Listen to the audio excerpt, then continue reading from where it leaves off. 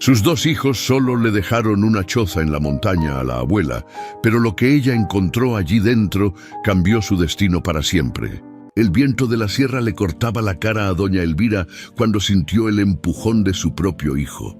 No fue con las manos, fue con la mirada, esa mirada que decía: «Ya estorbas, mamá, ya no sirves». La plaza del pueblo estaba llena. No porque fuera día de mercado, sino porque la gente huele el drama como los sopilotes huelen la carroña. Ahí estaban todos. Don Refugio con su sombrero deshilachado, las comadres del molino con sus rebozos cruzados en el pecho, los chavos recargados en la pared de la tienda, fingiendo que no les importaba, pero sin perderse ni un detalle. Rogelio tenía el papel en la mano. Lo sostenía como si fuera la Constitución misma, con esa seguridad de los hombres que creen que tener razón es lo mismo que tenerla a la fuerza. «Firme y ya, mamá», le dijo, y le puso el papel enfrente, casi pegándoselo a la cara. «No nos haga quedar mal». Elvira miró el papel, las letras bailaban, no porque sus ojos estuvieran cansados, sino porque las lágrimas empezaban a empañarle la vista. Pero ella no iba a llorar, no delante de todos, no le iba a dar ese gusto a nadie. «¿Qué es esto, mijo?», preguntó, aunque ya lo sabía. Una madre siempre sabe cuándo la están traicionando. «Es el reparto. Mamá, lo justo. Usted ya vivió lo suyo, ahora nos toca a nosotros, lo justo». Qué palabra más bonita para nombrar el despojo. Mateo, su nietecito de 8 años, estaba pegado a su falda como chicle en zapato. Le temblaban las manitas mientras se agarraba del rebozo de su abuela. Elvira sintió el corazón del niño latir contra su cadera, o tal vez era el suyo propio, ya ni sabía.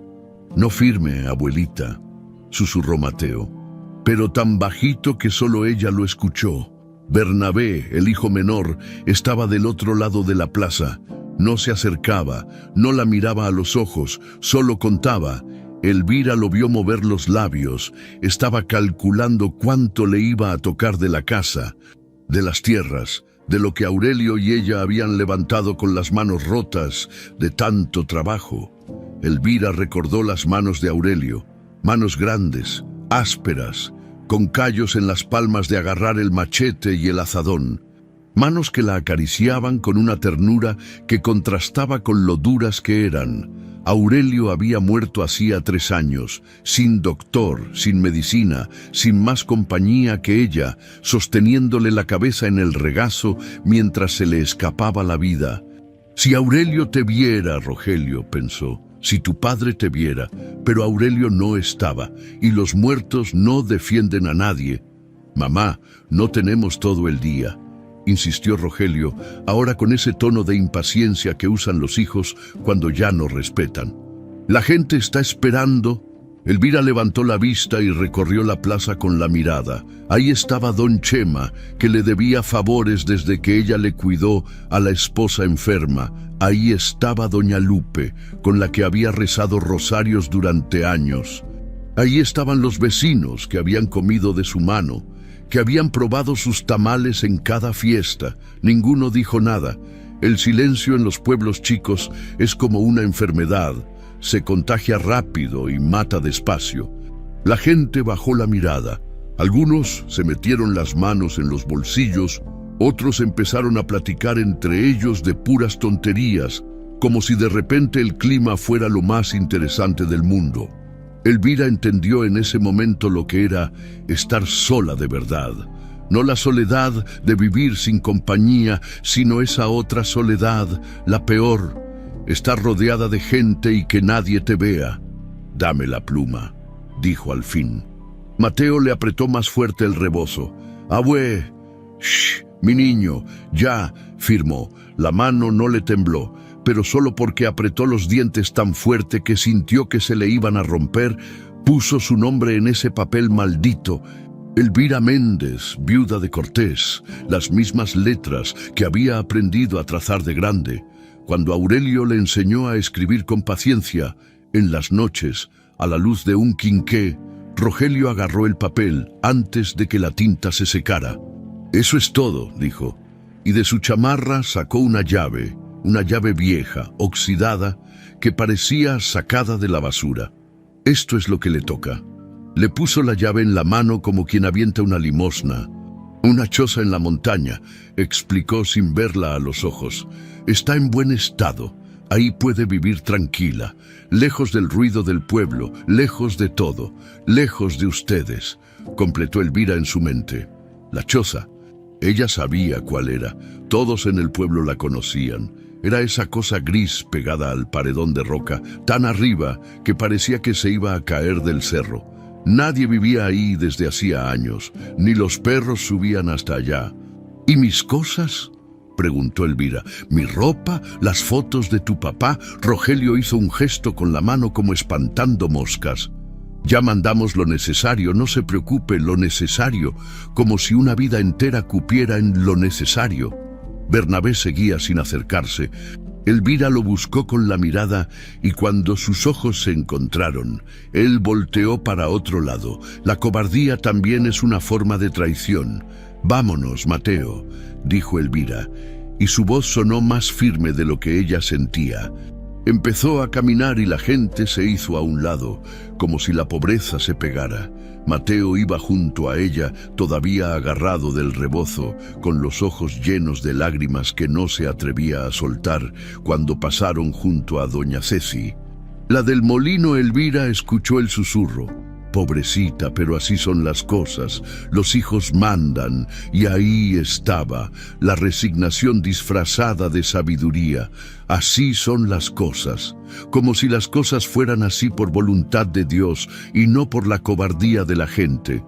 Elvira no volteó, no dijo nada, solo siguió caminando, con la llave oxidada apretada en el puño y a Mateo pegado a su falda. Cuando salieron de la plaza, el viento sopló más fuerte, le levantó el rebozo y le enfrió las lágrimas que ahora sí rodaban libres por sus mejillas arrugadas. Pero no era solo el viento lo que la hacía temblar. No le estaban quitando solo la casa, no le estaban quitando solo las tierras que Aurelio había trabajado hasta reventarse. Le estaban quitando algo peor. Le estaban quitando la memoria. Le estaban diciendo que todo lo que había vivido, todo lo que había sufrido, todo lo que había dado, no valía nada. Le estaban borrando la vida. Mateo levantó la carita y le limpió una lágrima con su manita sucia. «No llore, abuelita, yo voy a cuidarla». Y Elvira, por primera vez en toda esa mañana horrible, sonrió. Una sonrisa pequeña, cansada, pero real, porque si algo le quedaba, era ese niño. Y mientras Mateo estuviera ahí, agarrado de su rebozo, con su corazoncito fiel latiendo contra ella, no estaba completamente sola. Empezaron a subir el camino hacia la montaña. Atrás quedó el pueblo, atrás quedó la vida que conocía, atrás quedaron los hijos que la parieron y que ahora la desechaban como trasto viejo. Pero Elvira caminaba derecha, con la cabeza en alto, porque la dignidad no se hereda ni se regala. La dignidad se lleva dentro, y esa no se la podían quitar, no todavía. El camino a la montaña no era camino, era un castigo, pura piedra suelta que rodaba bajo los pies, puro polvo que se metía en la garganta, puro sol que pegaba sin piedad aunque el aire estuviera helado. Elvira subía despacio, no porque quisiera, sino porque las rodillas ya no le daban para más. 60 y tantos años cargando bultos, lavando ropa en el río, arrodillándose a rezar en pisos de cemento. Le habían dejado las articulaciones como bisagras oxidadas. Mateo iba adelante, brincando de piedra en piedra como solo pueden brincar los niños, esos que todavía no saben que la vida cansa. De repente se volteaba para ver si su abuela seguía ahí, y cada vez que la veía, le regalaba una sonrisita que le partía el alma a Elvira. El niño trataba de ser fuerte por ella. «Falta mucho, abue. Ya mero, mi cielo, ya mero. Mentira, faltaba un chingo». Pero a los niños hay que mentirles tantito, para que no se desesperen. El aire olía a ocote y a tierra seca. A lo lejos se escuchaba el graznido de los cuervos. Elvira pensó que los cuervos y los zopilotes siempre saben dónde hay muerte, o al menos dónde están mandando a alguien a morirse, después de lo que parecieron horas, pero fueron apenas 40 minutos. La choza apareció. ¡Madre Santísima! Elvira se detuvo en seco, con el aliento cortado, no por el cansancio, sino por el golpe de ver con sus propios ojos el lugar donde la habían mandado a pudrirse. La choza estaba pegada al paredón de roca como una costra, gris, chiquita, torcida. Las paredes eran de madera vieja, parchadas con tablones que ni siquiera eran del mismo color. Algunos estaban podridos, otros rajados. El techo era de lámina corrugada que seguro hacía un escándalo cuando llovía. Y por las manchas de óxido y los hoyitos, también dejaba pasar el agua. La puerta colgaba chueca de las bisagras, como mandíbula rota. Una ventanita sin vidrio dejaba entrar el aire y todo lo demás: moscas, polvo, frío. Mateo se quedó callado. Hasta él, que todavía creía en Santa Claus y el ratón Pérez, entendió que esto no estaba bien. Aquí vamos a vivir, abue. Elvira tragó saliva, apretó la llave en la mano. Ajá, mi amor. Aquí. Se acercó a la puerta. La llave ni siquiera hacía falta. La puerta estaba entreabierta, hinchada por la humedad, atorada en el marco. Tuvo que empujarla con el hombro para abrirla del todo. La madera crujió con un gemido largo y triste. El olor la golpeó primero. Humedad, moho, abandono, ese olor de las cosas que han estado muertas mucho tiempo. Adentro estaba oscuro. La única luz entraba por la ventanita sin vidrio y por las rendijas entre los tablones. Rayitos de sol atravesaban la penumbra como agujas de luz, iluminando el polvo que flotaba en el aire. El piso era de tierra, tierra apisonada, dura, pero tierra al fin. En una esquina había un catre de metal con un colchón que parecía hecho de trapos viejos. En la otra esquina una mesita coja sostenida con una piedra debajo de la pata rota. Y eso era todo. No había estufa, no había alacena, no había nada que convirtiera eso en una casa. Había un fogón improvisado, 3 piedras en círculo con cenizas viejas en medio. Elvira se agachó a tocarlo, frío. Nadie había prendido fuego ahí en años. Mateo entró detrás de ella y se quedó parado en medio de la choza, abrazándose a sí mismo. Hacía frío ahí adentro, un frío húmedo que se metía hasta los huesos. Ah, abue, ¿dónde está el baño? Elvira sintió una risa amarga subirle por la garganta, pero la aguantó. Ahorita vemos, mi niño, ahorita vemos. No había baño. Seguro había una letrina afuera, si es que había algo. Se quedaron ahí parados, sin saber qué hacer, viendo ese lugar miserable que ahora era su hogar. Elvira sintió que algo se le quebraba por dentro, pero no podía darse el lujo de quebrarse, no enfrente de Mateo. Bueno, dijo, palmoteándose las manos como hacía siempre que necesitaba fuerzas. Vamos a ver qué trajo tu tío. Afuera, recargada contra la pared, había una caja de cartón. Elvira la reconoció. Era una caja de las que traen jabón de la tienda. La abrió. Adentro había 2 cobijas delgadas que olían a guardado, un comal viejo, una olla abollada, 3 platos despotillados, 2 cucharas, un cuchillo sin filo, una veladora medio gastada y una bolsita con frijol. Eso era todo. Eso era lo necesario. No había ropa de ella. No había las fotos de Aurelio. No había el rebozo bueno que le regaló su mamá cuando se casó. No había nada de lo que era suyo de verdad. Mateo sacó la bolsita de frijol y la miró. ¿Esto es para la cena? Abue, sí, mi cielo. Vamos a hacer algo rico. ¿Con qué? ¿Con qué iba a hacer algo rico? No había leña, no había sal, no había manteca, no había nada. Pero ya vería. Siempre había salido adelante. Algo inventaría. Lo primero era limpiar. Elvira agarró una de las cobijas y la sacudió para usarla de escoba. El polvo voló por todos lados. Haciéndola toser, barrió el piso de tierra como pudo, empujando las piedras sueltas y las porquerías hacia afuera. Mateo la ayudaba recogiendo ramitas y hojas secas que se habían metido por la ventana.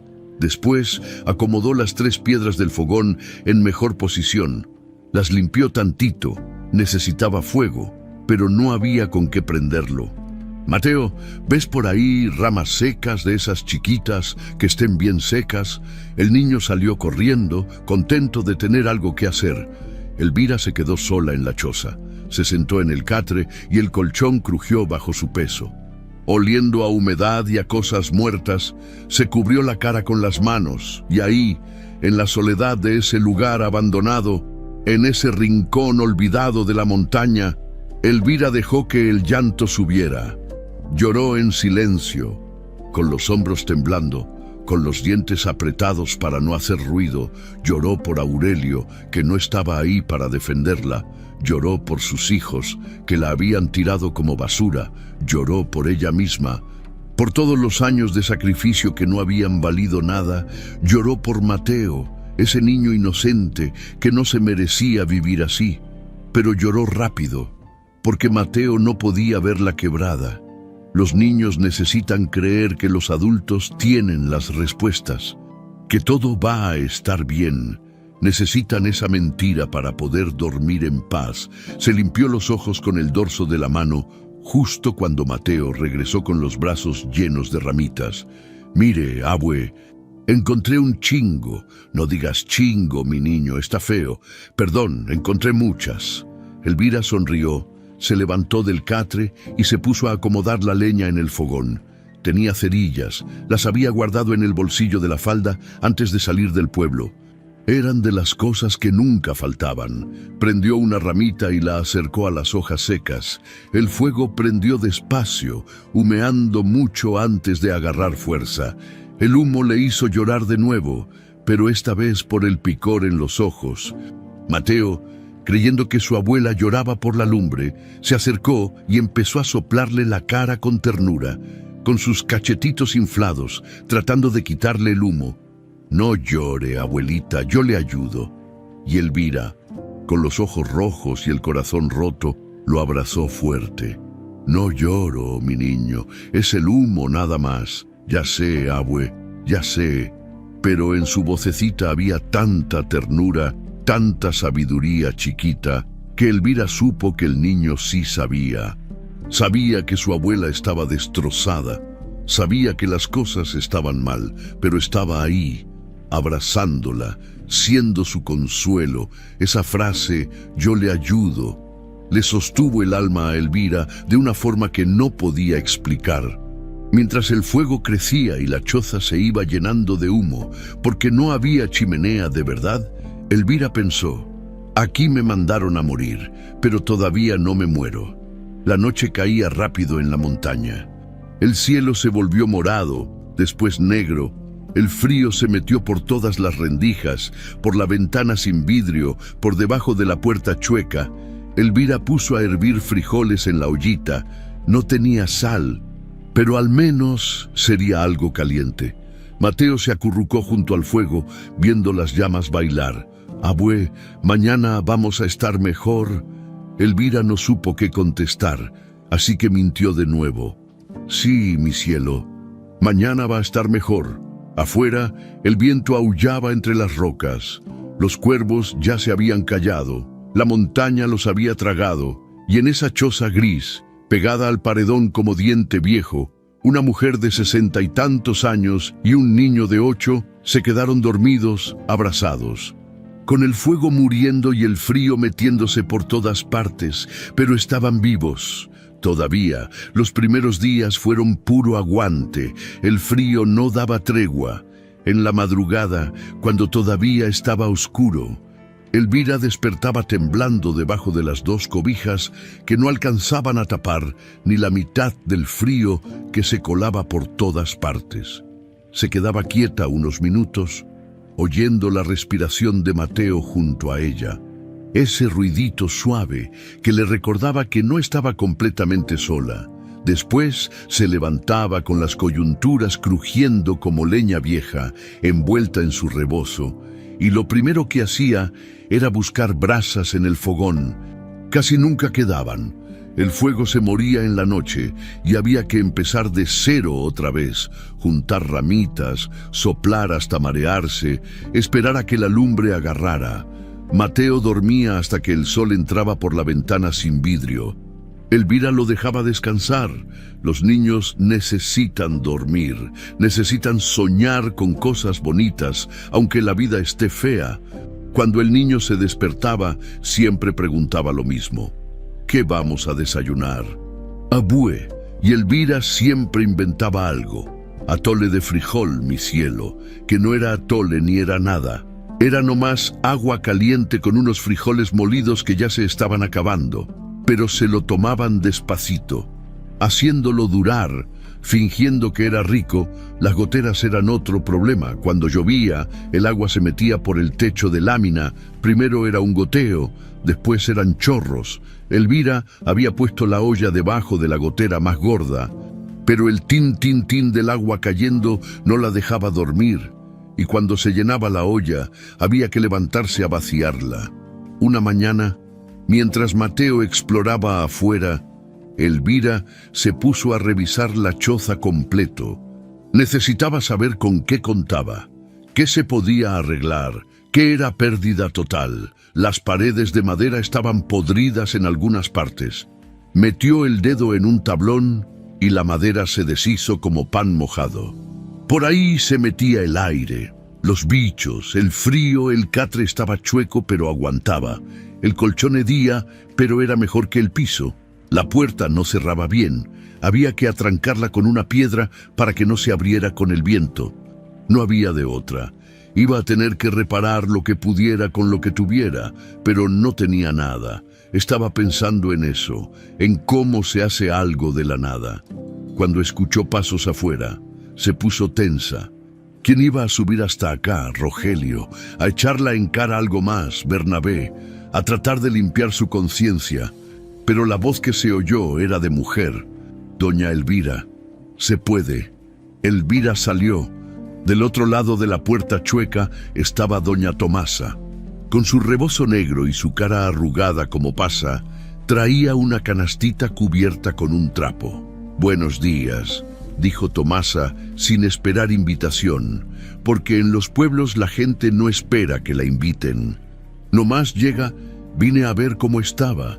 Elvira sintió que algo se le aflojaba en el pecho. No sabía si era alivio o ganas de llorar. «Pase, doña Tomasa, aunque no hay donde sentarse». «No importa, hija. Tampoco vengo de visita larga». Entró a la choza y Elvira vio cómo sus ojos recorrían todo. Las paredes parchadas, el fogón de piedras, el catre miserable. Tomasa no dijo nada, pero su cara lo dijo todo. Ese gesto de apretar los labios, como cuando ves algo que no está bien pero no quieres ofender. Dejó la canasta en la mesita coja. «Le traje unas tortillas y un puñito de frijol», dijo, quitando el trapo. «No es mucho, pero algo es algo». Las tortillas todavía estaban tibias, olían a maíz, a hogar, a esas cosas que Elvira ya no tenía. «Dios se lo pague, doña Tomasa», dijo Elvira, y la voz se le quebró tantito. «No está sola», le dijo Tomasa bajito, como si fuera un secreto entre las dos. «Yo sé que se siente sola, pero no lo está. Acuérdese de eso». Se quedaron calladas un momento. Afuera, Mateo perseguía una lagartija entre las piedras. «¿Y el niño?», preguntó Tomasa. «Ahí anda, gracias a Dios, que es chiquito y no entiende bien qué pasó». «Los niños entienden más de lo que creemos», dijo Tomasa. Y Elvira supo que tenía razón. Tomasa no se quedó mucho rato. Tenía que regresar antes de que oscureciera, porque el camino era peligroso, pero antes de irse le dijo: «Voy a venir cada que pueda, y si necesita algo, mándeme razón con el niño. No quiero ser carga». «Doña Tomasa, no es carga, Elvira, es lo que se hace, lo que debería hacerse». Ese «debería» cargaba todo el peso del pueblo que la había abandonado, Cuando Tomasa se fue, Elvira se sentó en el catre con las tortillas en el regazo. Mateo entró corriendo. «Abué, agarré una lagartija, pero se me escapó. Déjala, pobrecita, también tiene que comer». Comieron las tortillas despacio. Saboreando cada mordida, Elvira partió la suya a la mitad y le dio el pedazo más grande a Mateo. El niño se la comió con los ojos cerrados, como si fuera lo más rico del mundo. «¿De dónde salieron las tortillas, abue?» «Me las trajo una amiga». «¿Tenemos amigos?» Elvira se quedó pensando. «Al menos tenemos una». Los días se volvieron rutina. Elvira se levantaba antes del sol, prendía el fuego si había leña, calentaba agua. Mateo salía a juntar ramitas, a explorar, a hacer las cosas que hacen los niños cuando no tienen juguetes, pero tienen imaginación. Elvira se dedicaba a parchar la choza como podía. Encontró unos tablones viejos tirados cerca del paredón y los usó para tapar las rendijas más grandes. No tenía clavos, así que los sostuvo con piedras y amarres de mecate que hizo deshilachando costales viejos. Era trabajo de hormiga, pero le servía. Le servía para mantenerse ocupada, para no pensar demasiado, para no dejarse caer en ese pozo negro que sentía cada vez que recordaba la cara de Rogelio en la plaza. Las noches eran lo peor, cuando Mateo se dormía y el silencio se volvía tan pesado que aplastaba. Elvira se quedaba viendo el techo de lámina y pensaba en todo lo que había perdido. No era la casa, no eran las tierras, era su vida entera. Eran las madrugadas haciendo nixtamal para que sus hijos comieran. Eran las rodillas gastadas de rezar por ellos cuando estaban enfermos. Eran las noches sin dormir cuidándolos cuando tenían fiebre. Todo eso no había valido nada. La pobreza se aguanta, pensaba, se aguanta el hambre, se aguanta el frío, se aguanta el cuerpo adolorido. Pero la vergüenza, esa no se aguanta. La vergüenza te come por dentro. Porque lo peor no era estar ahí arriba, olvidada en la montaña. Lo peor era saber que el pueblo entero la había visto caer y nadie había movido un dedo. Doña Tomasa volvió a subir unos días después. Esta vez traía un poco de sal, unas cuantas papas y un jarrito de barro, para que tenga donde tomar agua como Dios manda, dijo. Elvira la abrazó, no pudo evitarlo, y Tomasa la dejó, sin decir nada. Nomás dándole palmaditas en la espalda como se hace con los niños cuando lloran. «Gracias», susurró Elvira. «No hay de qué. Nomás cuídese y cuide al niño». Cuando se quedó sola otra vez, Elvira sacó las papas de la canasta y las miró como si fueran oro. Con esto podría hacer un caldo, algo con sustancia, algo que llenara las panzas. Mateo entró con las manos llenas de piedritas de colores. «Mire, abue, encontré tesoros. Qué bonitos, mi cielo. Este es para usted», dijo, dándole una piedrita gris con vetas blancas. Para que no esté triste, Elvira cerró la mano sobre la piedrita. Era lo único que alguien le había regalado con amor en mucho tiempo. «Gracias, mi niño. La voy a guardar siempre». Esa noche, mientras el fuego crepitaba y el caldo de papa servía en la ollita, Elvira sintió algo raro en el pecho. No era felicidad, no podía ser, pero tampoco era la desesperación completa que había sentido los primeros días. Era otra cosa, algo chiquito, algo frágil.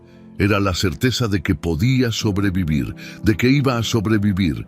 No sabía para qué ni hasta cuándo, pero por ahora, con el fuego prendido y Mateo a su lado, era suficiente. Afuera, el viento seguía aullando entre las rocas, pero adentro de la choza gris, pegada al paredón como diente viejo, había calor, poquito, pero había. Y a veces poquito es todo lo que se necesita para seguir adelante. La gotera del rincón había empeorado. Llevaba 3 días lloviendo, no fuerte, pero sí esa llovizna mañosa que no para nunca y se mete hasta los huesos. El agua caía del techo directo sobre el catre y Elvira y Mateo habían tenido que dormir en el suelo. Sobre las cobijas, pegados al fogón para no morirse de frío. «Tengo que arreglar eso», murmuró Elvira esa mañana, viendo el charquito que se formaba en la tierra. Mateo estaba afuera, buscando ramas secas que ya no existían porque todo estaba mojado. Elvira aprovechó para revisar bien de dónde venía el agua. Se paró en el catre con cuidado de no caerse y empujó la lámina del techo con la mano. Sonó hueca, floja, necesitaba algo para atrancarla mejor. Bajó del catre y empezó a inspeccionar las paredes. Buscaba algún tablón que pudiera desprender sin que se viniera abajo toda la choza. Revisó cada rincón, tocando la madera, golpeando con los nudillos para saber qué estaba podrido y qué todavía servía. Fue en el fondo, en la esquina más oscura donde casi no llegaba la luz, que lo vio una cruz tallada en la madera. Se le paró el corazón. Conocía esa cruz. La había visto cientos de veces antes. En las puertas, en las vigas, en los muebles que Aurelio hacía con sus propias manos, su esposo tallaba cruces en todo lo que no debía perderse, en lo que era importante. Decía que era para que Dios lo cuidara, pero también para marcar lo suyo. Aurelio estuvo aquí, pensó. Las manos le empezaron a temblar. Se acercó más, arrodillándose en el piso de tierra, ignorando el dolor en las rodillas. Pasó los dedos por la cruz. Estaba bien tallada, con cuidado. No era de esas que se hacen de volada. Esto lo había hecho despacio, con intención. Golpeó la madera con los nudillos. Sonó hueco. El corazón le dio un vuelco. Volvió a golpear. Otra vez ese sonido.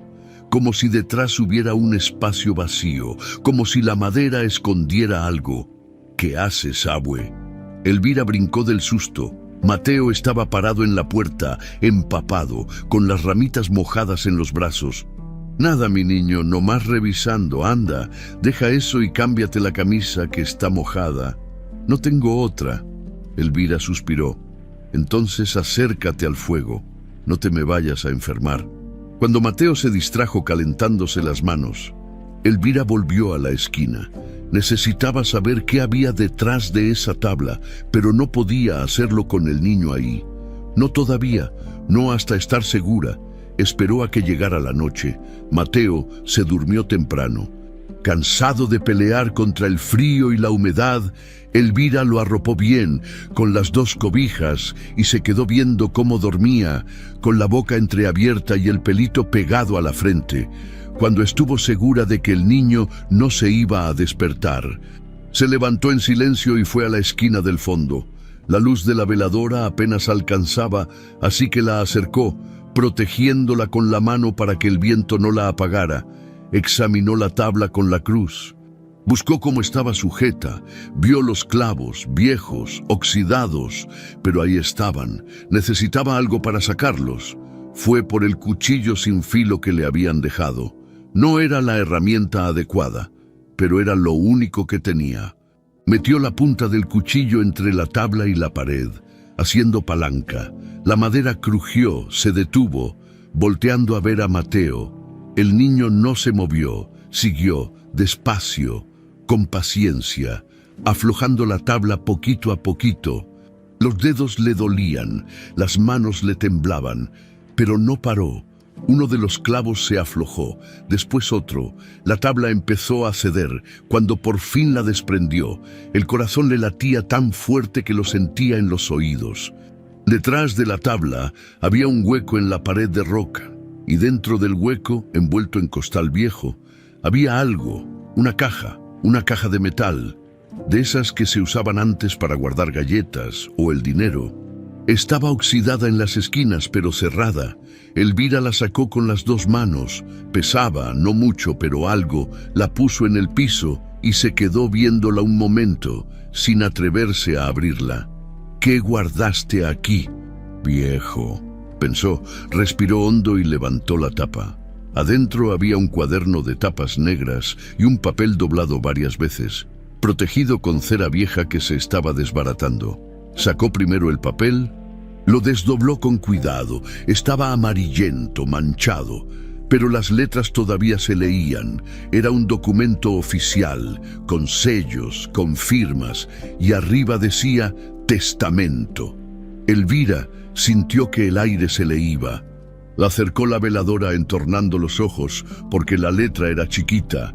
Empezó a leer despacio, volviendo a leer las partes que no entendía. Era el testamento de Aurelio, sellado por el comisario ejidal de hacía años, cuando su esposo todavía vivía, y decía, claro como el agua, que la choza no era un resto, que esta choza y el terreno completo de la ladera le pertenecían a ella, a Elvira Méndez, viuda de Cortés, con su nombre y todo. Pero eso no era lo más importante. Seguía leyendo y las palabras se le clavaban en el cerebro como puñales. El terreno incluía un manantial escondido en lo profundo del monte que abastecía a media región, y derechos antiguos, registrados por la hacienda desde tiempos de antes, que nadie había cancelado. Esto no era una choza de caridad, esto era una propiedad, con papeles, con valor. Elvira dejó de respirar. Sacó el cuaderno, lo abrió. Las páginas estaban llenas con la letra picuda de Aurelio, esa que tanto le costó enseñarle a leer. Había cuentas, fechas, nombres y una confesión que le quemó los ojos. Si Elvira encuentra esto, es porque yo ya no estoy. Rogelio se quedó con dinero de las ventas, escondió papeles, yo lo supe, pero estaba muy enfermo para pelear. Que la verdad hable por mí, que busque al padre Gaspar y al comisario nuevo, que no deje que le quiten lo que es suyo. La letra se volvió borrosa. Elvira se llevó la mano a la boca para no soltar el grito que le subía por la garganta. Aurelio lo sabía, su esposo sabía que Rogelio era un ladrón, y antes de morirse había escondido la prueba aquí, en esta choza que nadie visitaba, en esta choza que sus hijos pensaron que era un castigo, pero que en realidad era un refugio. Las lágrimas le rodaban por las mejillas. Se dejó caer sentada en el piso, con el testamento en una mano y el cuaderno en la otra. No era ambición lo que sentía, era alivio, era Aurelio alcanzándola desde la muerte, desde el más allá, para decirle, no estás sola, yo te sigo cuidando. Lloró en silencio, con los hombros temblando, mordiéndose los labios para no hacer ruido. No quería despertar a Mateo, no quería asustarlo, pero necesitaba llorar. Necesitaba sacar todo lo que había guardado. La rabia, el dolor, la humillación, la soledad. Lloró por Aurelio, que se había ido sin despedirse como debía. Lloró por ella misma, por todos los años de creer que no valía nada.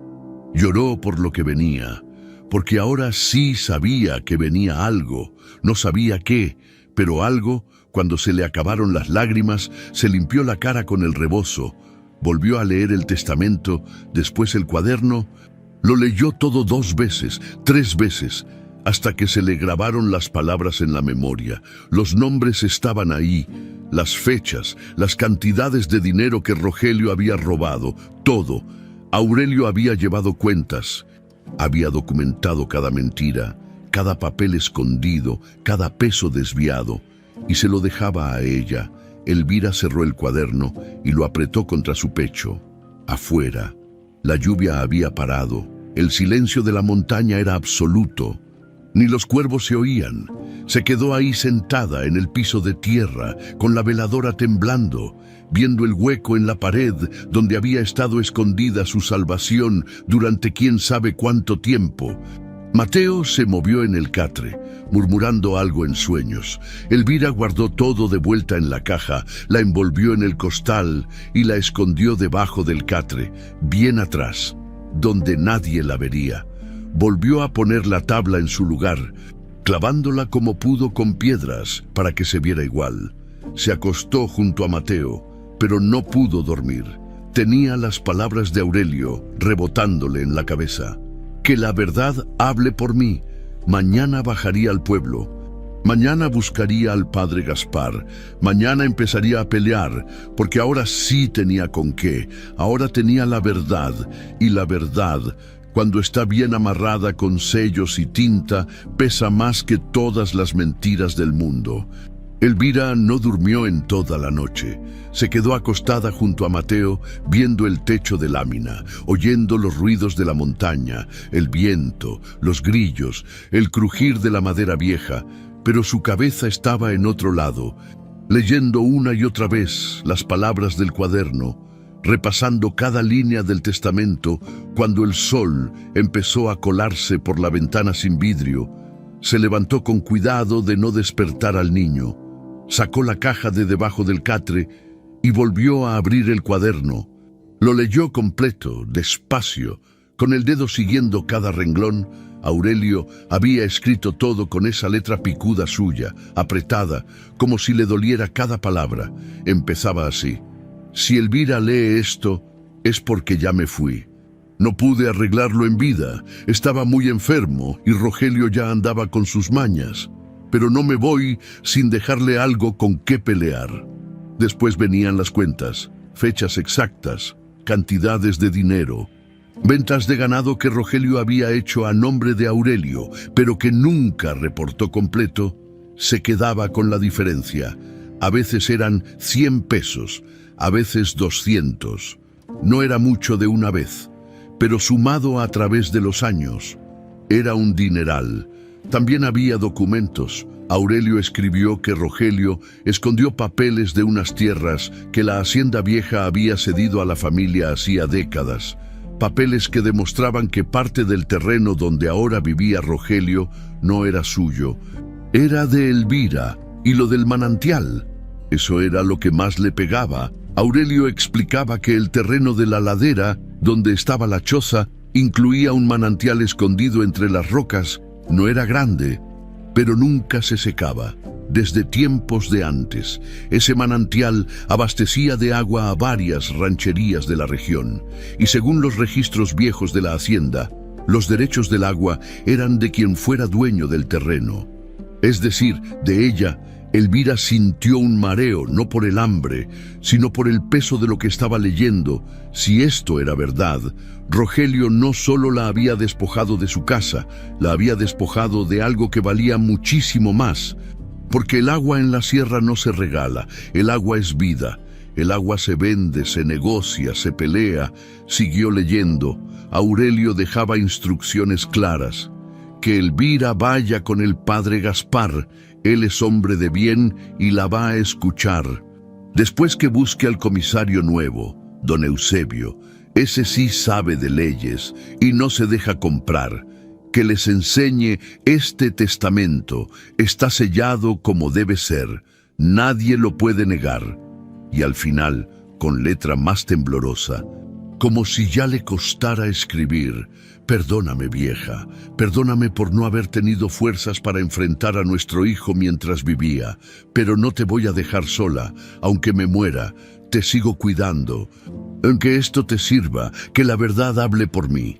Elvira cerró el cuaderno y se quedó ahí sentada, con las manos sobre las páginas. Aurelio, pensó, mi viejo. Recordó sus últimos días. Aurelio tirado en el catre, tosiendo sangre, con la cara amarilla y los ojos hundidos. Rogelio apenas lo visitaba. Decía que tenía cosas que hacer en el pueblo. Bernabé iba de vez en cuando, pero se quedaba callado, sin saber qué decir. Solo Elvira estuvo ahí, lavándole la frente con trapos mojados, dándole agüita con cuchara, sosteniéndole la mano cuando el dolor era tanto que apretaba los dientes para no gritar. Y Aurelio, en esos últimos días, le decía cosas raras: cuídate, vieja, no dejes que te roben, acuérdate de la choza de arriba, la de la ladera, busca bien, todo lo importante está marcado. Elvira pensó que eran puros delirios de la fiebre, que el pobre viejo ya no sabía ni qué decía, pero no. Aurelio sabía perfectamente, le estaba dejando pistas que ella no había entendido hasta ahora. Se limpió las lágrimas con el dorso de la mano. Mateo se despertó en ese momento desperezándose. Buenos días, abue. Buenos días, mi cielo. ¿Dormiste bien? Ajá. ¿Usted? También mentira. pero a los niños hay que mentirles tantito. Le dio a Mateo lo último que quedaba de las tortillas de doña Tomasa y un poco de agua. El niño comió rápido, con hambre. «Abue, ¿hoy qué vamos a hacer?». Elvira respiró hondo. «Vamos a bajar al pueblo». «¿Al pueblo? ¿Para qué?». «Tengo que hablar con unas personas». «¿Con mi papá?». La pregunta le dolió. Mateo todavía llamaba papá a Rogelio, aunque ese hombre no se merecía el título. «No, mi niño, con otras personas». Guardó el testamento y el cuaderno en el costal viejo, lo amarró bien y se lo puso debajo del rebozo, pegado al pecho. Nadie lo iba a ver, nadie lo iba a tocar. «Ándale, lávate la cara, nos vamos». La bajada fue más rápida que la subida, pero igual de dura. Las rodillas le tronaban con cada paso. Mateo iba brincando adelante, contento de salir de la choza, de ver algo diferente. Cuando llegaron al pueblo, la gente volteaba a verla. Algunos con lástima, otros con curiosidad, otros desviando la mirada rápido, como si la pobreza se pegara nomás de verla. Elvira caminó derecho, con la cabeza en alto. Ya no le importaba lo que pensaran, fue directo a la iglesia. El padre Gaspar estaba en la sacristía, doblando manteles. Era un hombre mayor, de esos que ya casi no quedan, de palabra, de ley, de los que creen de verdad en lo que predican. «Padre», dijo Elvira desde la puerta. Gaspar levantó la vista y cuando la vio, la cara se le iluminó. «Doña Elvira, pase, pase. ¿Cómo ha estado?». «Sobreviviendo, padre, sobreviviendo. Siéntese, por favor. ¿El niño quiere agua?». Mateo asintió tímido. Gaspar le trajo un vaso y el niño se lo tomó de un trago. «¿Y usted, doña Elvira? ¿Qué la trae por acá?». Elvira sacó el costal de debajo del rebozo, lo puso sobre la mesa. «Necesito que vea esto, padre, y que me diga si estoy loca o si de verdad es lo que creo que es». Desató el costal con manos temblorosas. Sacó el testamento primero. «Esto lo encontré escondido en la choza. Lo dejó Aurelio». El padre Gaspar tomó el papel con cuidado, como se toman las cosas sagradas. Se puso los lentes y empezó a leer. Elvira lo vio. Vio cómo los ojos se le iban abriendo. Vio cómo apretaba los labios. Vio cómo al final se le humedecieron los ojos. «Válgame Dios», murmuró. «Es real, padre. Es válido». Gaspar revisó el sello. Lo examinó contra la luz. Tocó la cera, las firmas. «Esto es del comisario ejidal de aquellos años, don Abundio. Yo lo conocí, este es su sello, estas son sus firmas. Entonces esto es válido». «Doña Elvira, esto es un testamento legal». A Elvira se le aflojaron las piernas. Tuvo que agarrarse de la mesa. «Dios santo, ¿su hijo sabe de esto?». «Nadie sabe, padre, nomás usted y yo. Y Aurelio», agregó Gaspar, tocando el papel con respeto. Aurelio sí sabía y la estaba cuidando desde el otro lado. Sacó el cuaderno, se lo dio. «Lea esto también, padre, para que vea que no estoy inventando nada». Gaspar leyó, página por página, y con cada página la cara se le ponía más seria. Cuando terminó, se quitó los lentes y se frotó los ojos. «Esto es muy grave, doña Elvira. Lo sé. Esto significa que su hijo, que Rogelio, es un ladrón», completó Elvira, y la palabra le supo amarga. «Mi propio hijo es un ladrón». Se quedaron en silencio. El padre Gaspar respiraba hondo, pensando. «¿Qué va a hacer?», preguntó al fin. «No sé, padre, por eso vine. No sé qué hacer. ¿Quiere justicia? Quiero lo que es mío, lo que Aurelio me dejó». Gaspar asintió despacio. «Entonces tiene que ir con don Eusebio, el comisario nuevo. Él puede revisar los registros, validar el testamento, iniciar lo que tenga que iniciarse. ¿Me va a creer? Con estos papeles tiene que creerle. Esto no es palabra contra palabra, esto es documento contra mentira». Elvira sintió algo raro en el pecho, algo que no había sentido en mucho tiempo: esperanza. «¿Me acompaña, padre?». Gaspar se levantó de inmediato. Claro que sí. Vamos ahorita mismo. Salieron de la iglesia los tres. El padre, Elvira y Mateo. La gente los veía pasar, algunos se preguntaban qué andaba haciendo la vieja esa con el padre, otros ni se molestaban en preguntar, pero Elvira ya no les hacía caso, iba apretando el costal contra el pecho, sintiendo el peso del testamento, el peso de la verdad. Aurelio tenía razón, la verdad sí podía hablar, y estaba a punto de gritar. El camino a la oficina del comisario se le hizo eterno, Elvira iba callada, con el costal apretado contra el pecho y Mateo de la mano. El padre Gaspar caminaba a su lado, con paso firme, la sotana levantando polvo. La gente los veía pasar y los murmullos empezaban a correr como reguero de pólvora. ¿Qué andará haciendo la doña Elvira con el padre? Se ve seria la cosa. A lo mejor viene a quejarse de los hijos. Elvira los oía, pero ya no le importaba. Que hablaran, que dijera lo que quisieran. Ella iba por lo suyo. Don Eusebio tenía su oficina en un cuartito junto a la presidencia municipal. Era un hombre de unos 50 años, serio, de esos que no sonríen mucho, pero que cuando dan su palabra la cumplen. Había llegado al pueblo hacía apenas 2 años, después de que el comisario anterior se muriera. Cuando vio entrar al padre Gaspar con doña Elvira, se levantó de inmediato. «Padre, doña Elvira, ¿en qué les puedo servir?» «Siéntese, don Eusebio», dijo Gaspar. «Esto va a tomar tiempo». Eusebio los miró con curiosidad, pero no preguntó, nomás esperó. Elvira puso el costal sobre el escritorio, lo desató con las manos temblándole. Sacó el testamento. «Necesito que vea esto». Don Eusebio tomó el papel, lo desdobló con cuidado, empezó a leer y Elvira lo vio cambiar de cara. Primero sorpresa, después concentración, después algo que parecía preocupación.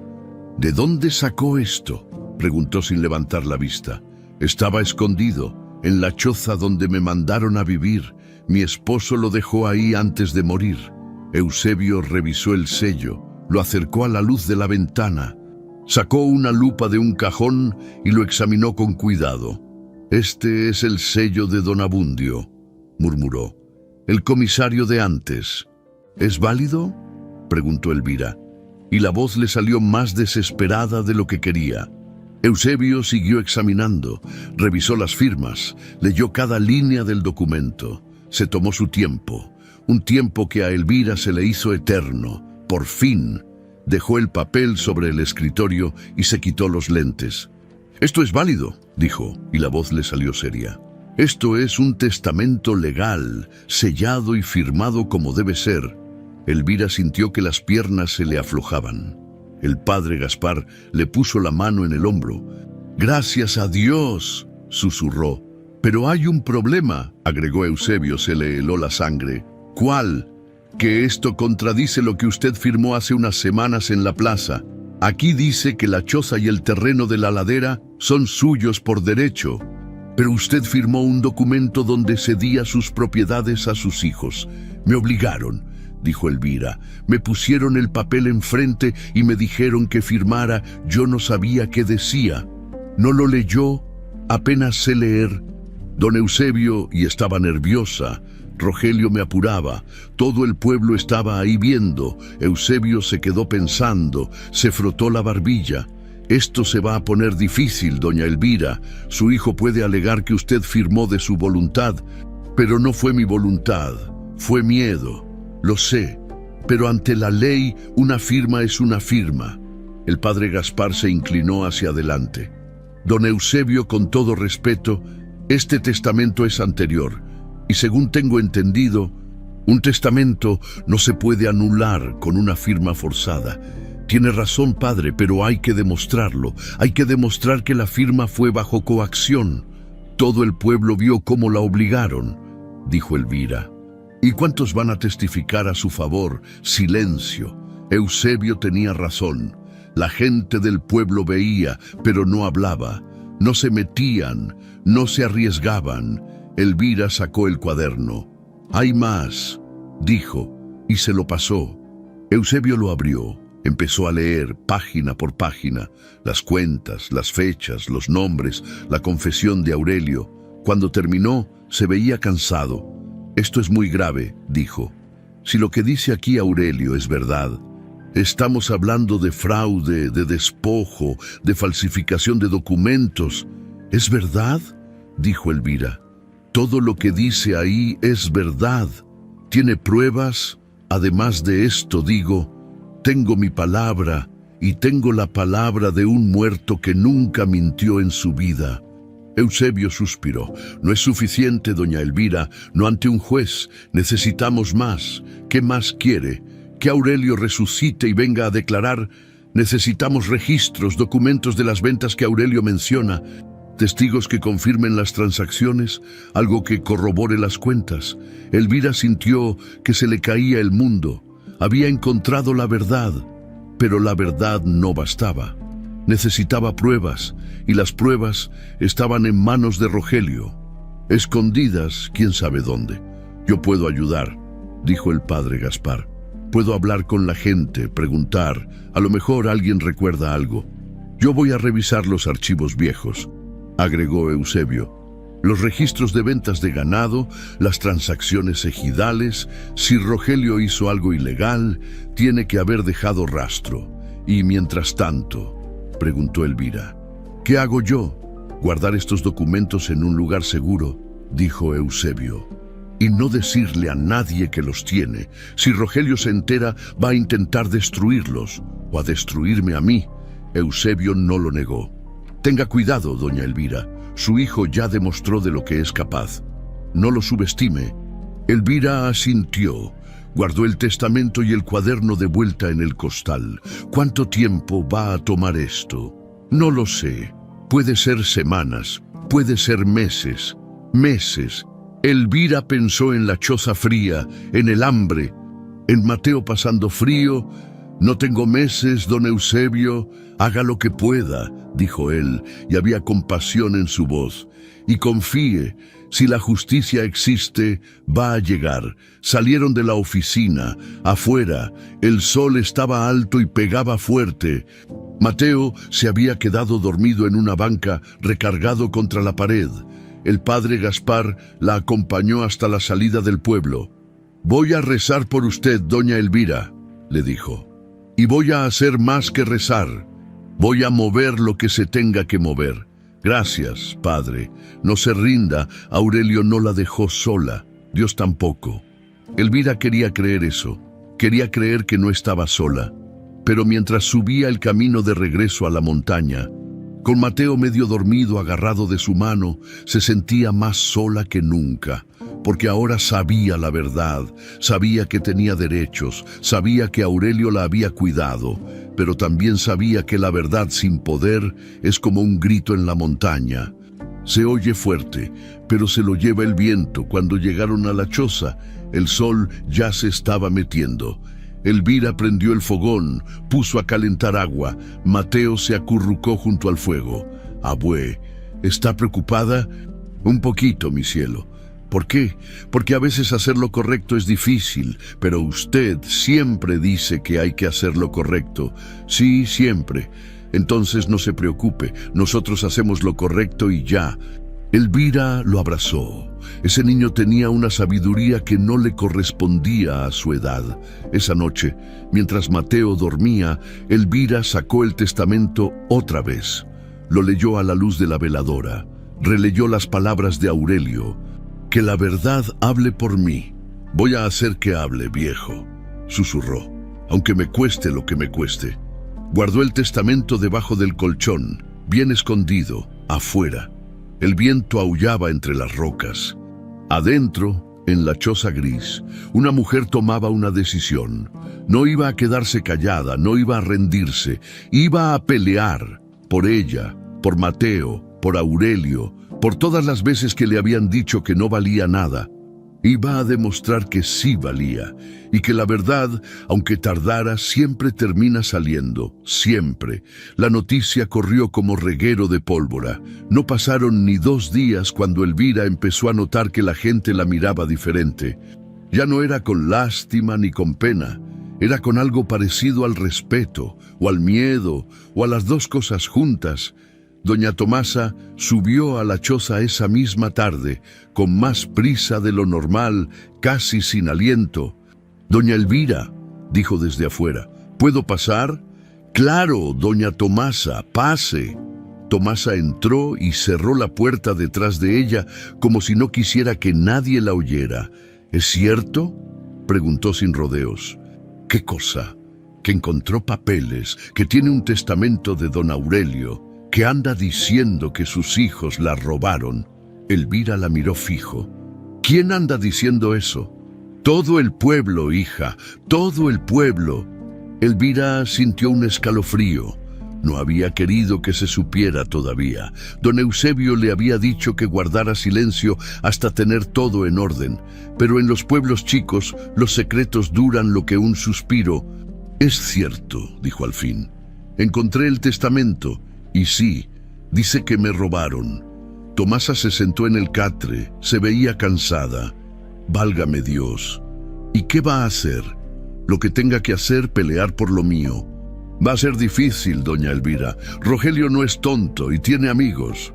«Pues yo también voy a tener amigos». Tomasa le agarró las manos. «Cuenta conmigo, para lo que sea. Ya me cansé de ver cómo abusan de la gente buena». Elvira sintió que algo se le aflojaba en el pecho. «Gracias, doña Tomasa, de verdad. Y no soy la única. Hay más. Gente que vio lo que pasó en la plaza y no le gustó. Nomás estaban esperando a que alguien diera el primer paso. De verdad, ya verá». Cuando Tomasa se fue, Elvira se quedó pensando. No estaba tan sola como creía. Había gente buena, gente que sí veía, que sí le importaba. Esa noche, mientras Mateo dormía, oyó pasos afuera. Se puso alerta. ¿Quién andaba por ahí a esas horas? Una voz bajita la llamó desde la puerta. «Doña Elvira, soy don Chema». Elvira abrió la puerta con cuidado. Don Chema estaba ahí, con su sombrero en las manos, nervioso. «Don Chema, ¿qué hace usted aquí? Necesito hablar con usted, pero rápido. No quiero que nadie me vea». «Pase». Entró y se quedó parado, sin sentarse, como si tuviera prisa. «Yo sé que usted anda buscando pruebas contra Rogelio», dijo hablando bajito. «Así es. Pues yo tengo algo que le puede servir». Elvira sintió que el corazón le brincaba. «¿Qué cosa?». «Hace como 3 años. Yo le compré 2 becerras a Rogelio. Él dijo que eran de la herencia de su papá, que las estaba vendiendo para pagar deudas. Me dio recibo y todo. Pero ahora que lo pienso, don Aurelio todavía no se moría cuando me las vendió». «¿Tiene el recibo?». «Lo tengo y tiene la fecha y la firma de Rogelio». «¿Me lo puede prestar?». Don Chema sacó un papel doblado de la bolsa de la camisa. «Se lo regalo, doña Elvira. A mí me da vergüenza haberle comprado sin preguntar más. Pero es que uno a veces no quiere meterse en problemas ajenos, ¿verdad?». Elvira tomó el papel, lo desdobló. Ahí estaba, la venta de 2 becerras, firmada por Rogelio, con fecha de 2 meses antes de que Aurelio muriera. «Esto sirve, don Chema, esto sirve mucho. Ojalá, y si necesita que declare, pues nomás avíseme. Ya me cansé de tener esto en la conciencia». «Gracias, de verdad, gracias». Cuando don Chema se fue, Elvira guardó el recibo con el testamento. Era una prueba más, chiquita, pero era algo. Los días siguientes fueron raros. La gente empezó a visitarla. No mucha, pero algunos. Don Refugio subió con un costalito de maíz. Doña Lupe le llevó una olla que ya no usaba. El maestro del pueblo, don Saúl, apareció una tarde con cuadernos viejos para Mateo, para que el niño no deje de aprender, dijo. Todos llegaban con la misma excusa: ayudar a la pobre viuda. Pero Elvira sabía que era más que eso. Era gente que estaba cansada de ver cómo los abusivos se salían con la suya. Gente que quería hacer algo, aunque fuera poquito. El padre Gaspar también cumplió su palabra. Empezó a preguntar, a buscar, a mover sus contactos. Una tarde bajó a la choza personalmente. «Doña Elvira, encontré algo», dijo. con los ojos brillando. ¿Qué cosa, padre? Los registros de la parroquia. Ahí anoto todos los bautizos, las bodas, los entierros, y también anoto cuando alguien me viene a pedir bendiciones para animales o cosechas. Y aquí tengo anotado que Rogelio vino hace 4 años a pedir bendición por una venta grande de ganado. 10 cabezas. Dijo que era herencia de su papá y que las iba a vender para ayudar a la familia. Pero mi esposo todavía vivía hace 4 años. Exacto. Y en el cuaderno que usted me mostró, Aurelio anota esa misma venta. Dice que Rogelio se quedó con todo el dinero y nunca le dio nada. Elvira apretó los puños. Ese desgraciado empezó a robar desde antes de que su papá se muriera. Así parece. Y yo puedo testificar. Tengo las fechas, los registros, todo está en los libros de la iglesia. ¿De verdad haría eso por mí, padre? Lo hago por la verdad, doña Elvira, y porque me da vergüenza haber bendecido ese robo sin saberlo. Mientras tanto, don Eusebio también trabajaba. Revisó los archivos ejidales viejos, buscó transacciones, comparó fechas. Una semana después llamó a Elvira a su oficina. Encontré inconsistencias, le dijo, en los registros de ventas de terreno. Hay un lote que aparece vendido 2 veces, una a nombre de Aurelio y otra a nombre de Rogelio. Eso no puede ser. ¿Qué significa? Que alguien falsificó documentos. Y si lo hizo una vez, probablemente lo hizo más. Eso me ayuda muchísimo.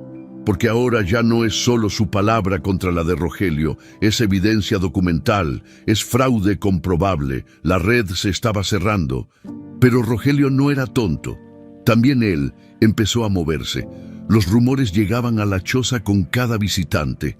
Rogelio anda diciendo que usted está loca, que ya está senil, que inventa cosas para llamar la atención, que el testamento es falso. Bernabé, por su parte, se escondía. No bajaba al pueblo, no hablaba con nadie, según contaban. Se la pasaba encerrado, tomando, con la cara de alguien que ya no duerme tranquilo. Y entonces, una noche, pasó lo que tenía que pasar. Elvira oyó pasos pesados subiendo el camino, muchos pasos. No era una persona, eran varias. Mateo, escóndete, susurró. ¿Por qué, abue? Nomás hazlo, métete debajo del catre y no salgas hasta que yo te diga. El niño obedeció, asustado. Elvira agarró el palo que usaba para atrancar la puerta y se paró en medio de la choza, con el corazón retumbando. La puerta se abrió de golpe. Era Rogelio. Traía una lámpara de mano y venía acompañado de 2 hombres que Elvira no conocía. Eran tipos grandes, con caras de pocos amigos. «Hola, mamá», dijo Rogelio, y su voz sonaba tranquila, pero había amenaza en ella. «Vine a platicar». Elvira no se movió. «No tengo nada que platicar contigo». «Yo creo que sí. Me están diciendo por ahí que anda inventando cosas, que encontró no sé qué papeles, que anda diciendo mentiras de mí». «No son mentiras, es la verdad». Rogelio se acercó. Los 2 hombres se quedaron en la puerta, bloqueando la salida. «Dame los papeles, mamá, y esto se acaba aquí». «No, no se haga la difícil. Démelos y yo me voy. Nadie sale lastimado». «Ya me lastimaste, Rogelio. Ya me quitaste todo, pero esto no te lo voy a dar». Rogelio respiró hondo. Se estaba aguantando las ganas de gritar. «¿Sabe qué? Ya me cansé de andarle con miramientos. Usted se lo buscó». Dio un paso adelante, pero antes de que pudiera agarrarla, algo se movió debajo del catre. Mateo salió, se paró entre Rogelio y su abuela, chiquito, temblando pero firme. «No le pegue a mi abuelita». Rogelio lo miró sorprendido. «Quítate, escuincle». «No». El silencio se hizo pesado. Rogelio miraba al niño. El niño lo miraba a él. Y Elvira, viendo a ese niño de 8 años defender lo que era correcto, sintió algo que no había sentido en mucho tiempo: fuerza. «Vete, Rogelio», dijo, y su voz sonó más firme que nunca. «Vete antes de que hagas algo de lo que te vas a arrepentir. Esto no se va a quedar así, vieja. Ya lo sé, por eso voy a pelear hasta el final».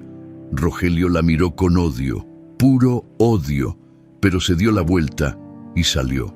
Seguido de sus hombres, cuando se fueron, Elvira abrazó a Mateo tan fuerte que casi lo ahoga. «No vuelvas a hacer eso, niño. Me asustaste». Pero no podía dejar que le hiciera daño, abue. «Lo sé, mi cielo. Lo sé, esa noche no durmieron». Pero Elvira supo algo con certeza. Ya no había vuelta atrás. La guerra había empezado. Después de aquella noche, Elvira supo que tenía que actuar rápido. Rogelio ya sabía que ella tenía las pruebas. Y un hombre desesperado es capaz de cualquier cosa. Tenía que mover el testamento a un lugar seguro, lejos de la choza, donde Rogelio no pudiera encontrarlo. A la mañana siguiente bajó al pueblo con Mateo y fue directo a la oficina de don Eusebio. «Necesito que guarde esto», le dijo, entregándole el costal con los documentos. «Ya no es seguro tenerlo conmigo». Eusebio asintió. «Serio. Lo voy a poner en la caja fuerte. Nadie lo va a tocar. Ya tiene todo lo que necesita. Casi me falta hablar con Bernabé». «¿Bernabé?» Él estuvo ahí.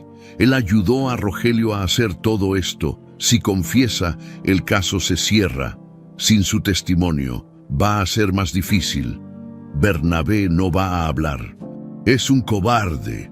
Los cobardes hablan cuando tienen más miedo de las consecuencias que de la verdad», dijo Eusebio.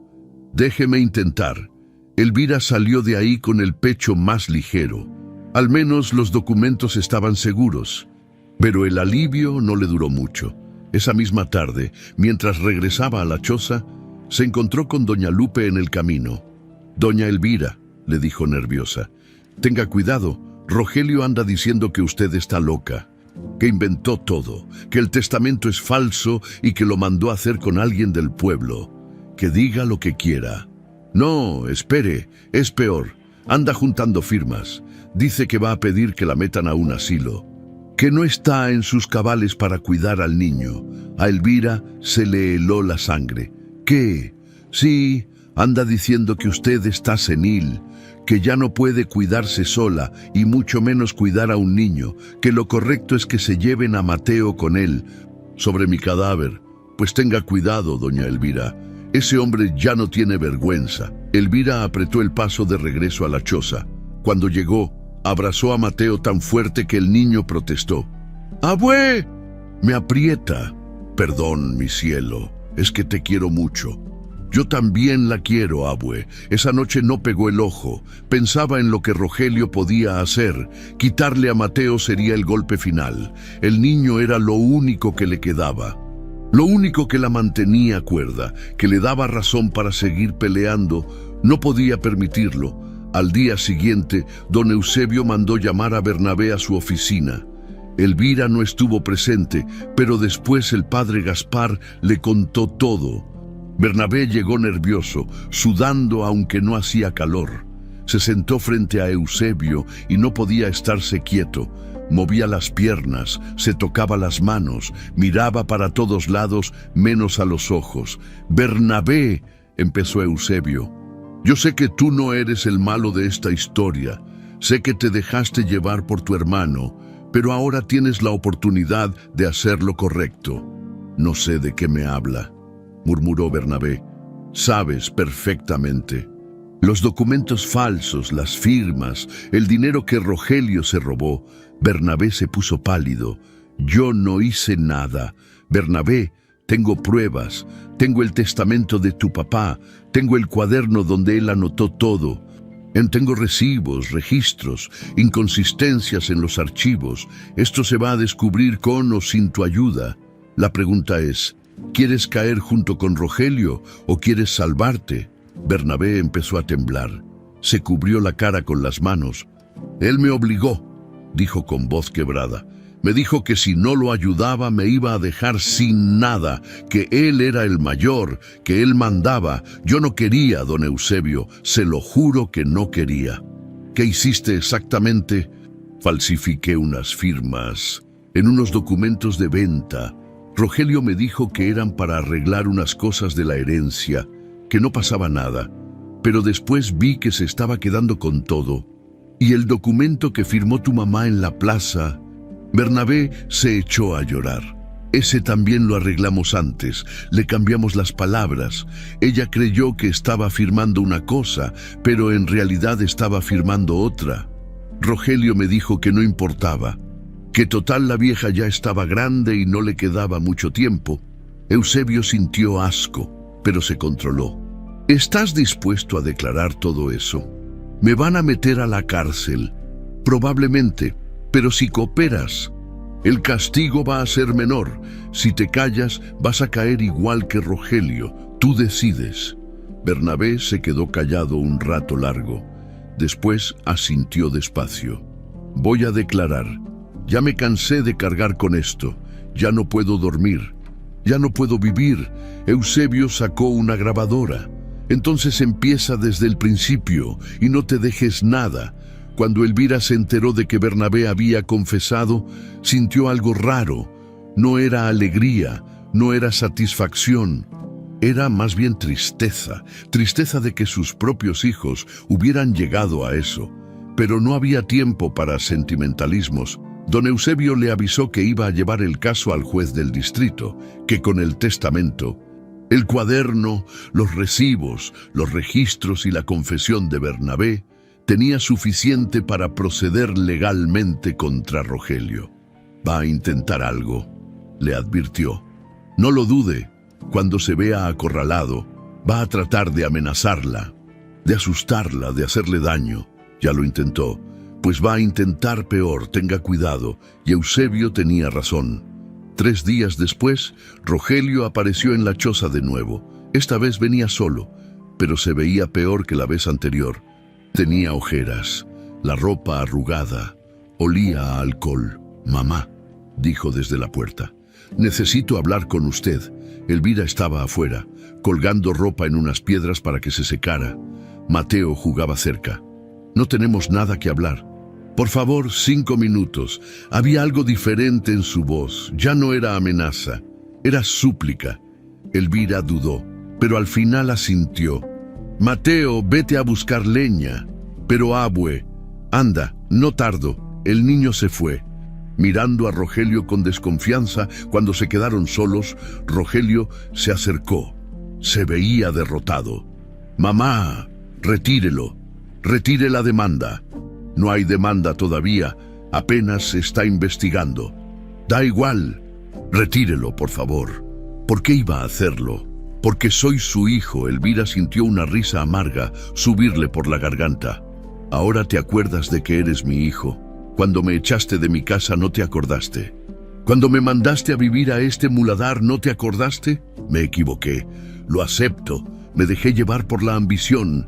Pero esto ya se salió de control, mamá. Si sigue adelante, voy a ir a la cárcel. Deberías... Y Bernabé también quiere que él vaya a la cárcel. Bernabé ya confesó. Él tomó su decisión. Rogelio apretó los puños. Ese traidor, ese maldito traidor, no es traidor. Hizo lo correcto. Lo correcto. Rogelio se acercó más, con la voz subiendo. Lo correcto es hundir a su propia familia. Eso le enseñó mi papá. Tu papá te enseñó a ser honrado, pero tú no aprendiste. Rogelio cambió de táctica. Se hincó, ahí, en el suelo, frente a ella. Mamá, por favor, se lo suplico, retírelo. Yo le devuelvo todo, la casa, las tierras, el dinero, todo, pero no me meta a la cárcel. Elvira lo vio ahí, arrodillado, llorando, y por un momento, solo por un momento, sintió lástima. Era su hijo, su primogénito, el niño al que había cargado en brazos, al que había cuidado cuando estaba enfermo, al que había querido con todo el corazón. Pero entonces recordó la humillación en la plaza, recordó el frío de las primeras noches en la choza, recordó el hambre de Mateo, recordó las lágrimas que había llorado en silencio, y la lástima se convirtió en otra cosa. En firmeza, levántate, Rogelio, dijo, y su voz salió dura como piedra. Ya no eres niño para andar de rodillas. Mamá, levántate, te ves ridículo. Rogelio se levantó despacio, la miró con ojos rojos. Entonces no va a retirar nada. No, Aunque vaya a la cárcel, aunque vayas a la cárcel, aunque pierda todo, tú ya me hiciste perder todo a mí. Ahora te toca a ti saber cómo se siente. Rogelio la miró con tanto odio que Elvira sintió miedo, pero no lo demostró. Se va a arrepentir, dijo él entre dientes. Ya me arrepiento de haberte criado así, de no haberte enseñado mejor, pero de esto, de pelear por lo que es mío, de eso no me voy a arrepentir nunca. Rogelio escupió al suelo y se dio la vuelta. Está bien, usted lo quiso así, ahora aguante las consecuencias. Se fue bajando el camino a zancadas, pateando piedras. Elvira se quedó ahí parada. Temblando pero de pie, Mateo salió de detrás de una roca donde se había escondido. «Abue, ¿está bien?» «Sí, mi cielo, estoy bien. ¿Ya se fue?» «Ya se fue». Mateo la abrazó. «Usted es muy valiente». «Abue», Elvira le besó la cabeza. «No soy valiente, mi niño, nomás estoy cansada de que me pisoteen». Esa noche, mientras el fuego crepitaba, Elvira pensó en lo que venía. Rogelio iba a contraatacar, iba a intentar algo desesperado. Pero ella ya no tenía miedo, porque la verdad estaba de su lado. Y la verdad, tarde o temprano, siempre gana, siempre. El proceso legal empezó a moverse como molino viejo, despacio, pero sin parar. Don Eusebio llevó todos los documentos al juez del distrito, el testamento sellado, el cuaderno de Aurelio, los recibos de don Chema, los registros de la parroquia, las inconsistencias en los archivos ejidales y, lo más importante, la confesión grabada de Bernabé, el juez, un hombre serio de apellido Montes. Revisó todo con cuidado. No era de los que se apresuraban ni de los que se dejaban presionar. Después de 3 días de estudio, citó a Rogelio a declarar. Rogelio llegó con abogado, un tipo de la ciudad, bien vestido, con maletín de piel y palabras rebuscadas. El tipo de abogado que cobra caro y promete milagros. Pero los milagros no funcionan contra la evidencia. El abogado intentó todo. Dijo que el testamento era falso, pero el perito grafólogo confirmó que el sello era auténtico y que las firmas correspondían al comisario fallecido. Dijo que el cuaderno era invento de Elvira, pero los registros de la parroquia y los recibos de don Chema corroboraban las fechas y las cantidades que Aurelio había anotado. Dijo que Bernabé había confesado bajo presión, pero la grabación mostraba claramente que nadie lo había amenazado. Una por una, las mentiras de Rogelio se fueron cayendo. Elvira no estuvo presente en esas audiencias. Don Eusebio le dijo que era mejor así, que no se expusiera, que dejara que la ley hiciera su trabajo. Pero el padre Gaspar le contaba todo. Se puso como fiera. Le dijo después de la segunda audiencia. Gritó que usted lo estaba destruyendo por gusto, que era venganza de vieja resentida. El juez tuvo que callarlo. ¿Y qué dijo el juez? Que la evidencia habla por sí sola, que esto no es venganza, es justicia. Mientras tanto, en el pueblo, la cosa se puso fea. Había 2 bandos claros, los que apoyaban a Elvira y los que todavía defendían a Rogelio. Los que defendían a Rogelio decían que una madre no debería meter a su hijo a la cárcel, que la familia es sagrada, que esto era una vergüenza para el pueblo. Los que apoyaban a Elvira decían que el robo es robo, no importa quién lo haga, y que los hijos no tienen derecho a pisotear a sus padres. Las discusiones se daban en la tienda, en el molino, en la salida de misa. Algunas terminaban a gritos, otras a empujones. El pueblo estaba dividido. Doña Tomasa le contó a Elvira que la habían insultado en el mercado por ayudarla. Me dijeron metiches, que me meta en mis asuntos, pero yo les dije, cuando veo una injusticia, si es mi asunto. Don Chema también recibió presiones. Gente cercana a Rogelio lo amenazó con dejar de comprarle. Que no me compren, dijo don Chema. Prefiero andar pobre que andar con la conciencia sucia. Pero también hubo intentos de intimidación más serios. Una noche quemaron la puerta de la casa de don Eusebio. No fue un incendio grande, no más suficiente para mandar un mensaje: retírate o te va peor. Eusebio no se retiró. Al contrario, presentó denuncia y pidió protección. Al padre Gaspar le rayaron la pared de la iglesia con groserías. Él las borró y siguió adelante. Y a Elvira, una madrugada, le tiraron piedras al techo de la choza. Mateo se despertó llorando del susto. ¿Qué fue eso, abue? Nada, mi cielo, no más piedras que rodaron, pero no habían rodado solas. Elvira salió y vio figuras corriendo montaña abajo. No alcanzó a ver quiénes eran, pero no le hizo falta.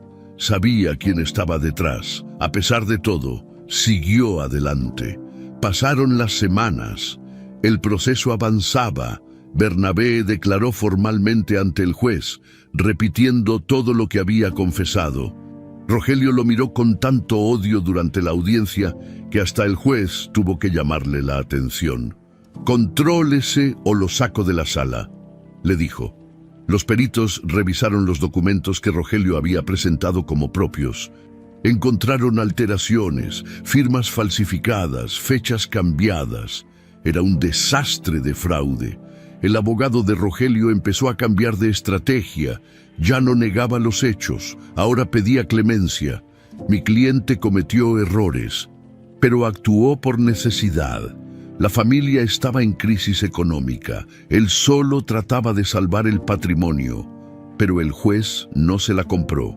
Salvar el patrimonio despojando a su madre no es necesidad, es abuso.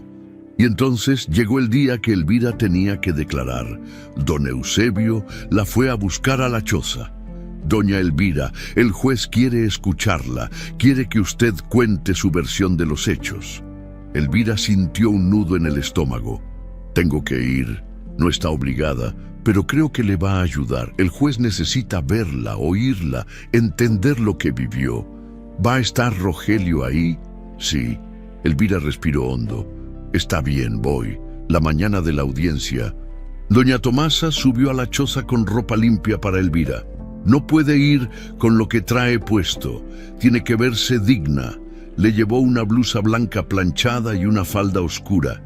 Elvira se cambió, se peinó el pelo y se lo amarró en un chongo apretado. Se puso su rebozo bueno, el que Tomasa le había prestado. Cuando bajó al pueblo con Mateo de la mano, la gente la veía diferente. Ya no era la vieja despojada. Era una mujer peleando por lo suyo. La sala de audiencias estaba en la presidencia municipal. Era un cuarto chico con sillas plegables y un escritorio al frente donde se sentaba el juez. Cuando Elvira entró, Rogelio ya estaba ahí. La miró y volteó la cara. El juez Montes le indicó que se sentara. «Doña Elvira, gracias por venir. Necesito que me cuente con sus palabras. ¿Qué pasó?» Desde el principio Elvira empezó a hablar, con voz temblorosa al principio, pero más firme conforme avanzaba. Contó cómo Rogelio la citó a la plaza, cómo la obligó a firmar frente a todos, cómo nadie la defendió, cómo le dio la llave de la choza como si fuera un favor. Contó las primeras noches de frío, el hambre, la humillación, el miedo. Contó cómo encontró el testamento escondido, cómo leyó las palabras de Aurelio, cómo supo que su esposo la había cuidado desde la muerte, y contó cómo decidió pelear, no por venganza, sino por dignidad. Cuando terminó, tenía lágrimas en los ojos, pero la voz no se le quebró ni una vez. El juez la escuchó en silencio. Después miró a Rogelio. «Tiene algo que decir el acusado». El abogado de Rogelio se paró. «Mi cliente mantiene que actuó de buena fe y que...» «No le estoy preguntando a usted», interrumpió el juez. «Le estoy preguntando a él». Rogelio se quedó callado. Miró a su mamá. Elvira le sostuvo la mirada. «¿Tiene algo que decir?», repitió el juez. Rogelio apretó los puños. «No. Entonces esta audiencia se levanta. Voy a emitir mi resolución en 3 días». Elvira salió de ahí temblando. Doña Tomasa la esperaba afuera y la abrazó. «Ya pasó lo peor, ya pasó». Los 3 días siguientes fueron eternos. Elvira no podía dormir, no podía comer. Mateo trataba de animarla, pero ni el niño podía quitarle la angustia. ¿Y si el juez falla a favor de Rogelio? ¿Y si decide que una madre no puede demandar a su hijo? ¿Y si todo esto fue para nada? El tercer día, don Eusebio subió a la choza casi corriendo. Doña Elvira, salió la resolución. Elvira sintió que el corazón se le salía. Y Eusebio sonrió, una sonrisa grande, de esas que no se pueden esconder. Ganó todo. Elvira se dejó caer en el catre. ¿De verdad? ¿De verdad?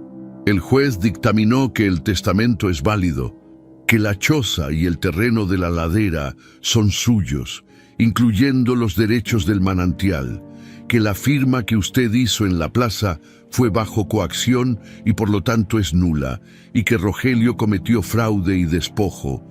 ¿Y él? ¿Qué va a pasar con él? Va a ir a juicio penal, probablemente vaya a la cárcel y tiene que devolverle todo lo que se robó, incluyendo compensación por daños. Elvira se cubrió la cara con las manos y lloró. Lloró como no había llorado en meses, pero esta vez no era de tristeza, era de alivio. Mateo la abrazó. Ya ganamos, abue.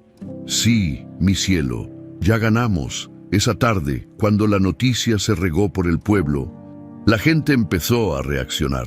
Algunos celebraron, otros se indignaron, pero todos entendieron algo. La justicia, aunque tarde, puede llegar. Y una mujer humillada, una vieja que todos creyeron acabada, había demostrado que la dignidad no se regala, no se vende y no se quita. La dignidad se defiende.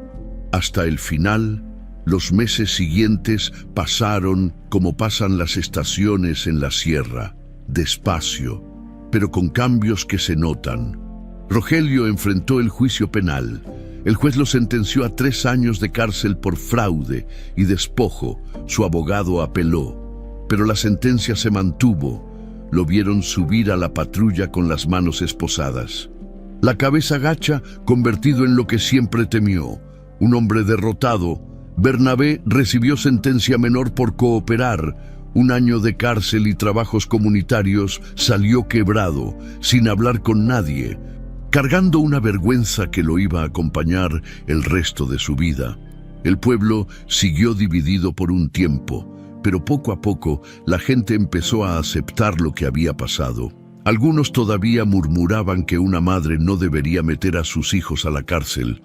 Otros decían que los hijos que roban a sus padres no merecen llamarse hijos. Elvira no entraba en esas discusiones. Ya no le importaba lo que pensara la gente. Con la sentencia favorable, recuperó legalmente todo lo que era suyo. La casa del pueblo, donde había vivido con Aurelio, las tierras que habían trabajado juntos y, por supuesto, la choza de la ladera con el terreno del manantial.